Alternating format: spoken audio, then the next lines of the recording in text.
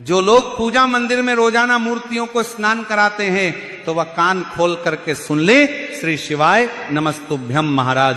कई लोगों का सवाल रहता है कि गुरुजी आखिर प्रतिदिन का पूजन कैसे करना चाहिए, अगर समय कम हो तो पूजा कैसे करनी चाहिए, क्या दीपक और घंटी को रोज धोना चाहिए या नहीं। इसी के साथ महाराज कई लोग पूछते हैं कि गुरुजी क्या अगरबत्ती से दीपक जला सकते हैं या नहीं। यदि घर छोटा हो तो एक ही कमरे में मंदिर कैसे रखें, शंख कब खरीदना चाहिए, उसकी पूजा कैसे करनी चाहिए।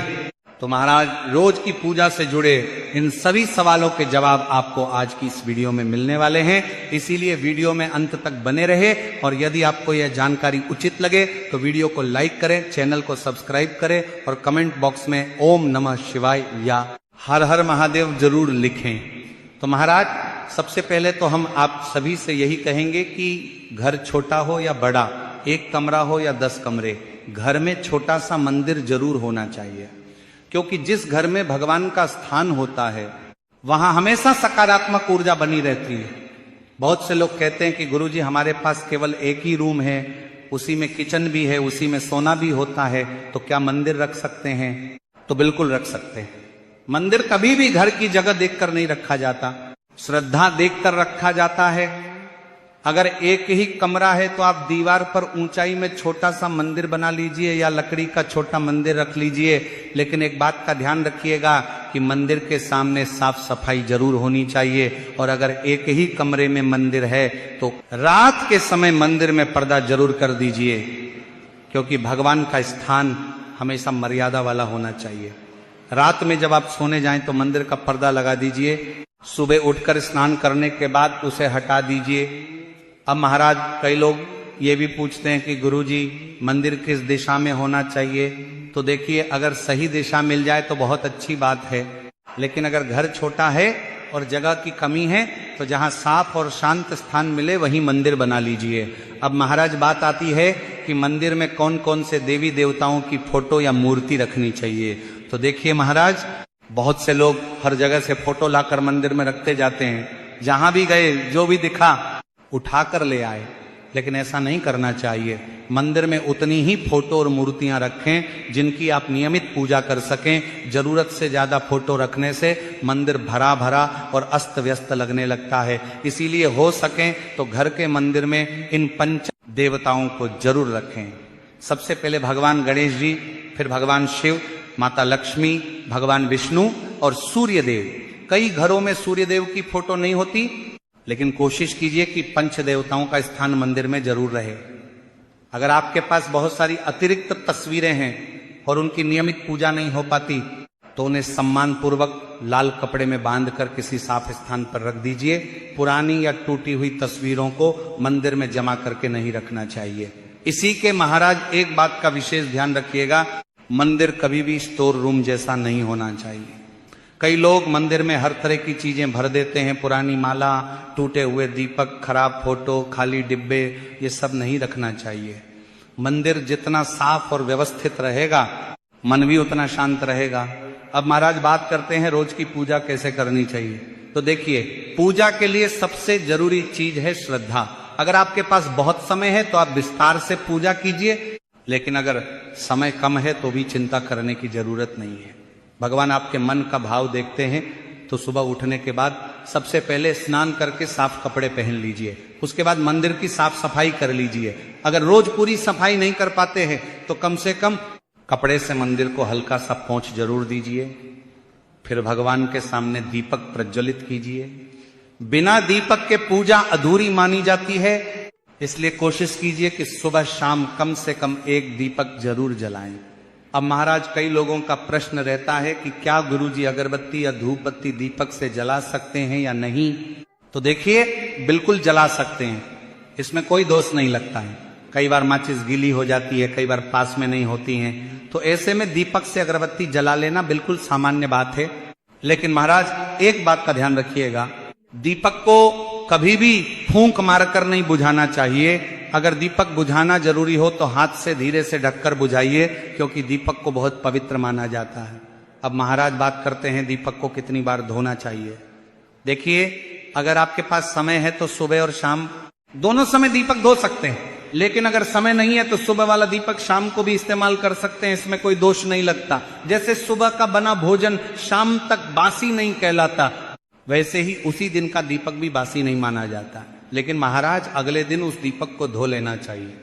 कई माताएं छोटी छोटी बातों को लेकर बहुत ज्यादा डर जाती हैं कि ऐसा हो गया तो दोष लग जाएगा, वैसा हो गया तो अशुभ हो जाएगा। तो हम आप सबसे यही कहना चाहेंगे कि भगवान डराने के लिए नहीं है, भगवान तो हमारे माता पिता जैसे हैं। अगर सच्चे मन से पूजा करेंगे तो भगवान जरूर प्रसन्न होंगे। और महाराज एक बात का हमेशा ध्यान रखिएगा कि मंदिर को कभी खाली मत रखिए। मंदिर में एक लोटा जल हमेशा भरा होना चाहिए, क्योंकि जहां जल होता है वहां सकारात्मक ऊर्जा बनी रहती है। उस जल में आप एक फूल भी डाल सकते हैं। अगले दिन उस जल को आप तुलसी माता को छोड़कर और अन्य किसी भी पौधे में डाल सकते हैं। अगर आपने जल को ढककर रखा है तो उसे प्रसाद की तरह ग्रहण भी कर सकते हैं और उसी जल से आप चाय भी बना सकते हैं। अब महाराज भोग की बात कर लेते हैं। देखिए, भगवान को रोज कुछ ना कुछ भोग जरूर लगाइए। जरूरी नहीं कि बहुत बड़ी मिठाई ही हो, आपके पास जो भी हो, मिश्री, बताशा, फल, गुड़, चीनी, दूध, कुछ भी श्रद्धा से भगवान को अर्पित कर सकते हैं। बाहर से कोई भी खाने की चीज लाएं तो पहले भगवान को जरूर चढ़ाइए, उसके बाद ही स्वयं ग्रहण कीजिए। और जिन बर्तनों में भगवान का भोग लगाते हैं उन्हें साफ रखना बहुत जरूरी है। कोशिश कीजिए कि भोग के लिए अलग छोटे बर्तन रखें, शाम को उन्हें धोकर रख दीजिए ताकि अगले दिन फिर साफ तरीके से भगवान को भोग लगाया जा सके। अब महाराज बहुत सारी माताएं यह भी पूछती हैं कि अगर रोज फूल ना मिले तो क्या करें। तो देखिए, फूल मिल जाएं तो बहुत अच्छी बात है, लेकिन अगर नहीं मिलते तो चिंता करने की जरूरत नहीं है। भगवान केवल फूलों से प्रसन्न नहीं होते, सच्चे मन से प्रसन्न होते हैं। बिना फूल के भी आप पूजा कर सकते हैं, भगवान का नाम ले सकते हैं, दीपक जला सकते हैं। और महाराज फूलों को कभी धोकर नहीं चढ़ाना चाहिए। बेलपत्र और तुलसी पत्र को धो सकते हैं, लेकिन फूलों को धोना सही नहीं माना जाता है। कई लोग पूछते हैं कि बिना नहाए फूल तोड़ सकते हैं या नहीं, तो हाँ, जरूरत पड़े तो तोड़ सकते हैं, लेकिन कोशिश यही करनी चाहिए कि साफ सफाई का ध्यान रखा जाए। अब महाराज माताओं का एक बहुत ही सुंदर प्रश्न कि कई बार छोटा बच्चा होने की वजह से समय नहीं मिल पाता है। सुबह बच्चे को संभालना, घर का काम करना, खाना बनाना, ये सब इतना आसान नहीं होता। ऐसी स्थिति में अगर पूजा समय पर ना हो पाए तो क्या करे? तो महाराज खुद को दोष मत दीजिए। बच्चा संभालना भी बहुत बड़ी जिम्मेदारी और बहुत बड़ी पूजा है। इसीलिए महाराज जब भी समय मिले 2 मिनट भगवान के सामने जाकर प्रणाम कर लीजिए, क्षमा मांग लीजिए और भगवान का नाम ले लीजिए। भगवान आपके मन की स्थिति समझते हैं, उन्हें केवल आपका प्रेम चाहिए। अगर वीडियो अच्छा लग रहा है तो वीडियो को लाइक जरूर कर दीजिएगा, चैनल को सब्सक्राइब कर लीजिएगा और कमेंट बॉक्स में ओम नमः शिवाय या हर हर महादेव जरूर लिखिएगा। तो चलिए महाराज, अब बात करते हैं शंख की, क्योंकि बहुत से भक्तों का यही सवाल रहता है कि गुरुजी शंख घर में रखना चाहिए या नहीं, कौन सा शंख रखना चाहिए, कब खरीदना चाहिए और उसकी पूजा कैसे करनी चाहिए। तो देखिए महाराज, शंख को बहुत ही शुभ माना जाता है। शंख को भगवान विष्णु का स्वरूप माना गया है और जहां शंख होता है वहां सकारात्मक ऊर्जा बनी रहती है। लेकिन शंख रखने के भी कुछ साधारण नियम होते हैं जिनका ध्यान रखना जरूरी है। सबसे पहले तो कोशिश कीजिए कि चिकना वाला शंख घर में रखें। बहुत से लोग 2 शंख रखते हैं, एक बजाने के लिए और एक पूजा के लिए। लेकिन अगर आपके पास एक ही शंख है तो आप उसी की पूजा भी कर सकते हैं और जरूरत पड़ने पर बजा भी सकते हैं। अब महाराज कई लोग पूछते हैं कि गुरुजी शंख को कहाँ रखना चाहिए। तो देखिए, शंख को कभी भी सीधे जमीन पर नहीं रखना चाहिए, उसे हमेशा किसी आसन, छोटी थाली या कपड़े के ऊपर ही रखें। मंदिर में उसका भी सम्मान होना चाहिए क्योंकि उसे भगवान का स्वरूप माना गया है। और महाराज एक बहुत जरूरी बात, शंख के ऊपर तुलसी पत्र जरूर चढ़ाना चाहिए, क्योंकि तुलसी माता और भगवान विष्णु का संबंध बहुत विशेष माना जाता है। अगर आपके घर में तुलसी पत्र उपलब्ध हो तो शंख पर चढ़ाइए, चंदन लगाइए, फूल चढ़ाइए और सामान्य तरीके से उसकी पूजा कीजिए। अब महाराज प्रश्न आता है कि शंख कब खरीदना चाहिए। तो देखिए, सबसे शुभ दिन माने जाते हैं धनतेरस, अक्षय तृतीया, गुरुवार, शुक्रवार और सोमवार। इन दिनों में अगर आप शंख घर लाते हैं तो बहुत शुभ माना जाता है। और महाराज, शंख को घर में लाने के बाद बहुत ज्यादा कठिन विधि विधान की जरूरत नहीं होती। कई लोग डर जाते हैं कि इतने मंत्र नहीं आते, पूजा ठीक से नहीं होगी, तो ऐसा बिल्कुल मत सोचिए। गंगा जल से शुद्ध कर लीजिए, साफ कपड़े से पोंछ लीजिए, चंदन रोली लगा दीजिए और श्रद्धा से पूजा कीजिए, बस वही काफी है। अब महाराज बात करते हैं मूर्तियों और शिवलिंग की। देखिए, बहुत से लोग बिना जानकारी के घर में हर तरह की मूर्तियां रख लेते हैं और बाद में उनकी सेवा नहीं कर पाते, इसलिए पहले जानकारी होना बहुत जरूरी है। अगर आपके घर में केवल फोटो हैं तो बहुत ज्यादा चिंता की बात नहीं होती, लेकिन अगर आपने शिवलिंग रखा है, शालिग्राम जी रखे हैं या लड्डू गोपाल जी रखे हैं, तो उनकी सेवा नियमित रूप से करनी पड़ती है, क्योंकि इन स्वरूपों को जीवंत पूजा वाला माना जाता है। शिवलिंग का अभिषेक करना बहुत शुभ माना जाता है, लेकिन इसका मतलब ये नहीं कि घंटों पूजा ही करनी पड़े। अगर समय कम है तब भी आप साधारण तरीके से जल चढ़ा सकते हैं। और जहां तक मूर्तियों को स्नान कराने की बात है, तो रोज रोज सभी मूर्तियों को नहलाने की जरूरत नहीं होती। कई लोग बिना वजह हर मूर्ति को पानी से धोते रहते हैं, जिससे मूर्तियां खराब होने लगती हैं।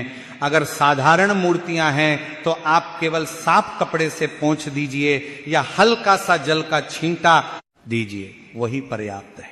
अब महाराज बात करते हैं चंदन और सिंदूर की। बहुत से लोगों का प्रश्न रहता है कि गुरुजी, अगर एक बार चंदन घोल लिया तो क्या उसे अगले दिन इस्तेमाल कर सकते हैं या नहीं? तो देखिए, अगर साफ तरीके से रखा गया है तो आप उसे दोबारा भी इस्तेमाल कर सकते हैं। हर चीज को लेकर डरने की जरूरत नहीं है। कई लोग चंदन लकड़ी वाला इस्तेमाल करते हैं जिसे पत्थर पर घिसा जाता है, और कई लोग पाउडर वाला चंदन इस्तेमाल करते हैं। दोनों सही हैं। आप अपनी सुविधा के अनुसार भगवान को चंदन लगा सकते हैं। और जहां तक सिंदूर की बात है, तो भगवान को जो सिंदूर लगाया जाता है उसे इधर उधर नहीं फेंकना चाहिए। या तो मांग में लगाइए या किसी साफ कपड़े में पोंछ दीजिए। अब महाराज, एक बहुत जरूरी बात जो हर घर की महिलाओं को जाननी चाहिए। कई बार ऐसा होता है कि पूजा के दौरान कुछ सामग्री बच जाती है, जैसे धूप बत्ती की राख, पुराने फूल, माला या बची हुई बाती, तो बहुत से लोग उन्हें सीधे डस्टबिन में फेंक देते हैं। लेकिन ऐसा नहीं करना चाहिए। जो भी भगवान को चढ़ा हुआ हो उसे सम्मान के साथ अलग रखना चाहिए। आप एक अलग थैली या डिब्बा रख लीजिए और उसमें ये सारी चीजें इकट्ठा करते जाइए। बाद में किसी पेड़ के पास, किसी पौधे के नीचे या किसी साफ स्थान पर सम्मान पूर्वक रख दीजिए। ध्यान रखिए, नाली या गंदगी वाली जगह पर भगवान से जुड़ी चीजें नहीं डालनी चाहिए। ये श्रद्धा और सम्मान की बात होती है। अब महाराज बात करते हैं बची हुई बाती की। बहुत से लोग पूछते हैं कि दीपक की बची हुई बाती का क्या करें? तो देखिए, उसे इकट्ठा करके रख सकते हैं और जब ज्यादा हो जाए तो एक साथ जला सकते हैं। अब महाराज, तुलसी माता के बारे में भी एक जरूरी बात आप सभी को पता होना चाहिए। बहुत से लोग पूछते हैं कि तुलसी माता के पास रोज दीपक जला सकते हैं या नहीं? तो बिल्कुल जला सकते हैं, बल्कि तुलसी माता के पास दीपक जलाना बहुत शुभ माना जाता है। लेकिन कोशिश कीजिए कि तुलसी जी के लिए अलग दीपक रखें। अगर मिट्टी का दीपक है तो उसे बार बार इस्तेमाल करने की बजाय बदलते रहिए, क्योंकि मिट्टी का दीपक धीरे धीरे अशुद्ध माना जाने लगता है। अगर संभव हो तो पीतल का छोटा दीपक रख लीजिए जिसे रोज साफ किया जा सके। और महाराज, तुलसी माता के पास शाम के समय दीपक जरूर जलाइए। माना जाता है कि इससे घर में सुख, शांति और सकारात्मक ऊर्जा बनी रहती है। अब महाराज, कई लोग कहते हैं कि गुरुजी, कभी कभी हम सुबह कुछ खा लेते हैं और उसके बाद पूजा होती है, तो क्या दोष लगता है? तो देखिए महाराज, नियम तो यही है कि पहले भगवान को भोग लगाना चाहिए और उसके बाद हमें भोजन ग्रहण करना चाहिए। लेकिन अगर मजबूरी है, बच्चा संभालना है, दवाई खानी है या कोई और परिस्थिति है, तो खुद को दोष मत दीजिए। भगवान आपकी परिस्थिति समझते हैं, इसलिए अपने मन में डर मत रखिए। बस भगवान को भूलिए मत, चाहे 2 मिनट ही सही, लेकिन रोज भगवान को प्रणाम जरूर कीजिए। इसी के साथ महाराज, जब भी आप कोई पाठ करें, जैसे सुंदरकांड, रामायण, दुर्गा सप्तशती या कोई भी बड़ा पाठ, तो कोशिश कीजिए कि नीचे आसन लगाकर बैठकर ही पाठ करें। क्योंकि बैठकर पाठ करने से मन अधिक शांत रहता है और ध्यान भी अच्छी तरह लगता है। अब महाराज बात करते हैं आरती की। बहुत से लोग पूछते हैं कि अगर समय नहीं है तो क्या आरती जरूरी है? तो देखिए, अगर समय है तो आरती जरूर कीजिए। भगवान का नाम जितना लिया जाए उतना ही अच्छा है। लेकिन अगर बहुत जल्दी है तो केवल छोटे मंत्र बोलकर भी पूजा पूर्ण की जा सकती है। जैसे आप कर्पूर गौरम करुणावतारम जैसे मंत्र बोल सकते हैं। और जरूरी बात जो अक्सर लोग पूछते हैं कि मंदिर में कितने दीपक जलाने चाहिए, तो देखिए ये आपकी श्रद्धा और सुविधा पर निर्भर करता है। कोई एक दीपक जलाता है, कोई 2 जलाता है, लेकिन कम से कम एक दीपक सुबह और एक शाम को जरूर प्रज्वलित करना चाहिए। और दीपक जलाते समय एक बात का ध्यान रखिए कि दीपक स्थिर जगह पर होना चाहिए। कई बार लोग ऐसे स्थान पर दीपक रख देते हैं जहां हवा ज्यादा आती है या बच्चों का हाथ पहुंच सकता है। इसलिए हमेशा सुरक्षित और साफ स्थान पर दीपक रखें। अब महाराज बात करते हैं पूजा के समय साफ सफाई की। तो देखिए, मंदिर की सफाई बहुत जरूरी होती है, लेकिन इसका मतलब ये नहीं कि रोज घंटों मंदिर ही धोते रहें। आप साधारण तरीके से भी मंदिर साफ रख सकते हैं। रोज हल्के कपड़े से पोंछ दीजिए, पूजा के बर्तन साफ रखिए और जहां भगवान का स्थान है वहां गंदगी ना होने दीजिए। अब महाराज, कई लोग पूछते हैं कि पूजा के बर्तन अलग होने चाहिए या नहीं। तो देखिए, अगर संभव हो तो भगवान के लिए अलग छोटे बर्तन रखिए, जैसे भोग की कटोरी, जल का लोटा, चम्मच आदि। इससे मन में भी श्रद्धा बनी रहती है। अब महाराज, कई लोग पूछते हैं कि गुरुजी क्या रोज फूल जरूरी है? तो देखिए, भगवान को फूल बहुत प्रिय होते हैं, लेकिन अगर रोज फूल ना मिलें तो चिंता करने की जरूरत नहीं है। कई लोग गांव में रहते हैं तो आसानी से फूल मिल जाते हैं, लेकिन शहरों में हमेशा संभव नहीं होता है। तो अगर फूल नहीं है तो केवल श्रद्धा से भगवान का नाम लीजिए। तुलसी पत्र हो तो चढ़ा दीजिए, नहीं है तो भी कोई परेशानी नहीं है। अब महाराज, माताओं बहनों के लिए एक जरूरी बात। कई माताएं पूछती हैं कि गुरुजी अगर मासिक धर्म हो तो क्या करें? देखिए, हर घर के नियम अलग होते हैं। जहां जो परंपरा चलती आ रही है उसका सम्मान कीजिए, लेकिन भगवान को मन से याद करने पर कोई रोक नहीं होती है। आप दूर से भी भगवान को प्रणाम कर सकती हैं और मन